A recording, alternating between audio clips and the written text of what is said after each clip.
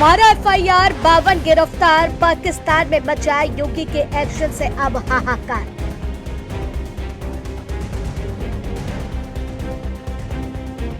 भारत में अशांति फैलाने का सपना देख रहे पाक नेटवर्क की तोड़ डाली कमर।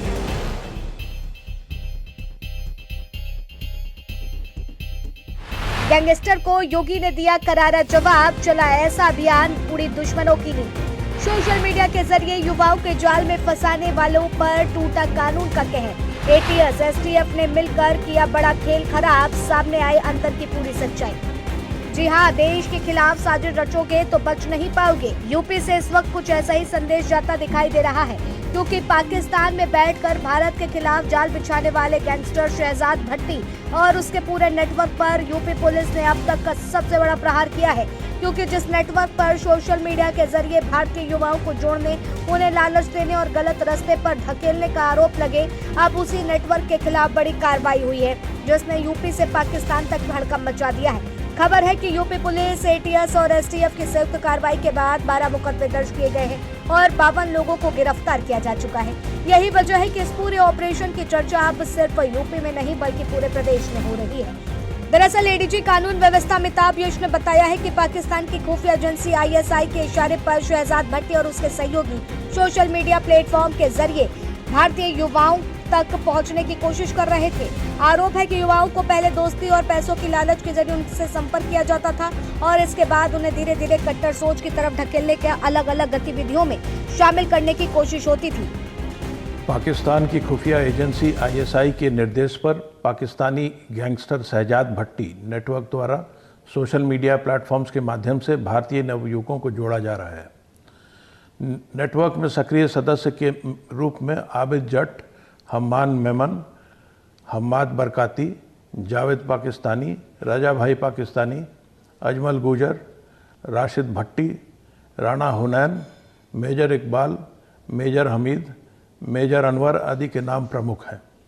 शहजाद भट्टी द्वारा स्वयं व अपने नेटवर्क में सक्रिय सदस्यों के माध्यम से धन एवं काम का लालच देकर रेडिकलाइज किया जा रहा है और एक्स मुस्लिम्स, धार्मिक नेताओं व राजनेताओं तथा पुलिसकर्मियों को धमकी व हत्या करने, पुलिस स्टेशन एवं अन्य संवेदनशील प्रतिष्ठानों पर बम, ग्रेनेड, पेट्रोल बम आदि से हमला करने हेतु उकसाया जाता है।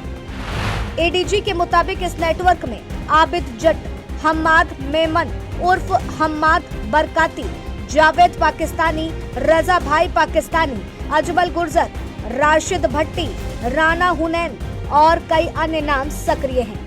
अमिताभ यश ने भी यह बताया है कि नेटवर्क का मकसद सिर्फ लोगों को जोड़ना नहीं।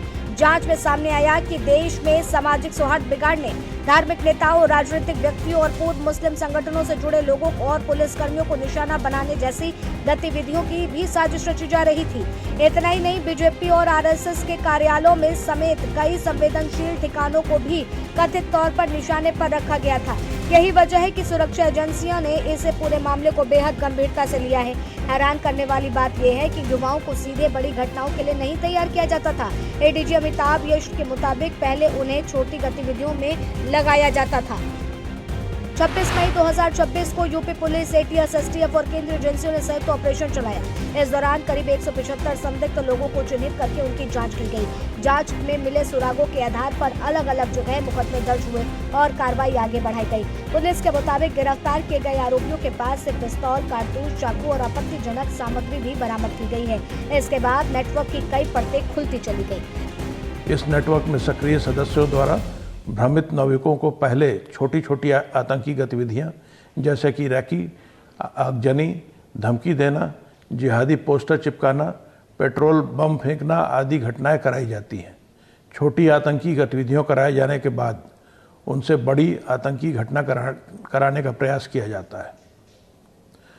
उत्तर प्रदेश पुलिस एवं इसकी विशिष्ट इकाई एटीएस एवं एसटीएफ द्वारा इस नेटवर्क के विरुद्ध स्वविकसित एवं महत्वपूर्ण केंद्रीय एजेंसियों से प्राप्त सूचनाओं को विकसित करते हुए लगातार प्रभावी कार्रवाई की जा रही है।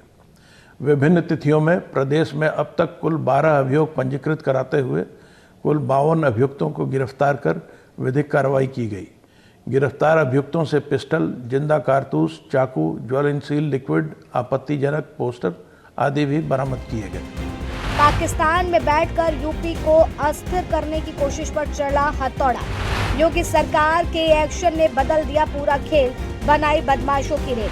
सुरक्षा एजेंसियों ने दिखाई ऐसी ताकत कि मच गया पाक तक में हड़कंप।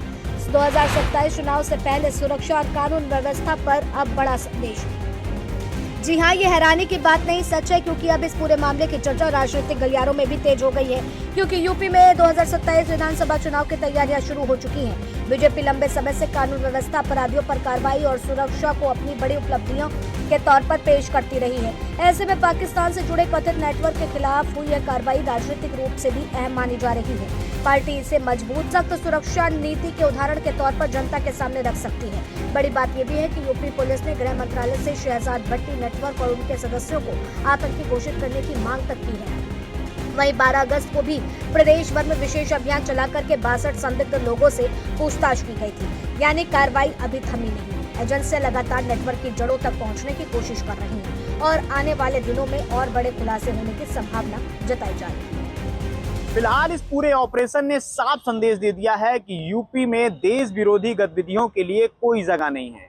12 मुकदमे, 52 गिरफ्तारियां और 175 संदिग्धों की जांच और लगातार चल रही कार्रवाई ये दिखाती है कि इस बार निशाना सिर्फ कुछ लोगों पर नहीं बल्कि पूरे नेटवर्क को तोड़ने पर है। और यही वजह है कि आज हर तरफ एक ही चर्चा है कि पाकिस्तान में बैठकर साजिश रचने वालों को यूपी से कड़ा जवाब मिला है। और जैसे जैसे जांच आगे बढ़ेगी वैसे वैसे इस नेटवर्क से जुड़े और राज सामने आएंगे और कार्रवाइयां और तेज होंगी।